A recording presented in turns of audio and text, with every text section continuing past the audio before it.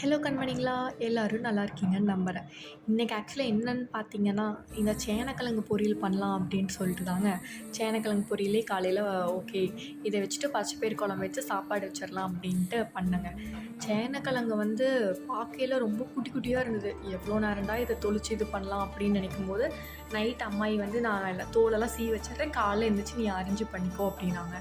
ஆனால் சரி ஓகே, தோலை உரிச்சு கொடுத்துட்டாங்கல்ல, நம்ம சீக்கிரம் பண்ணிடலாம் அப்படின்னு பார்த்தோம்னா, காலையில் ஒரு 2 பீஸ் கட் பண்ண ஆரம்பிச்சுனியோங்க, கையெல்லாம் பிக்க ஆரம்பிச்சிருச்சு. என்னடா இது அப்படின்னு சொல்லிட்டு என் வீட்டுக்கார்ட்ட பாதி தள்ளி விட்டுட்டு, இந்தாங்க கொஞ்சம் கட் பண்ணி கொடுங்க அப்படின்னு சொல்லி அவரை கொடுத்துட்டு, அவர் தான் கட் பண்ணி கொடுத்துட்டு இருந்தார். நான் மீதி வேலையெல்லாம் பண்ணிவிட்டு, இது என்னங்க ஈஸியான வேலை தானே, கடுகு உளுத்தம் பருப்பு, கடலைப்பருப்பு, வெங்காயம், அப்புறம் கருவேப்பிலை இதெல்லாம் போட்டுட்டு தாளிச்சுட்டு, மிளகாயும் போட்டு தாளிச்சுட்டு அந்த கிழங்க கொட்டிட்டோம்னா, தேங்காய், மஞ்சத்தூள், மிளகாத்தூள் இதெல்லாம் போட்டுட்டு, உப்பு போட்டு, தேங்காய் போட்டு, கொத்தமல்லி இலையை கடைசியில் தூவி இறக்குனோம்னா சேனக்கிழங்கு ரெடி ஆகிடுங்க.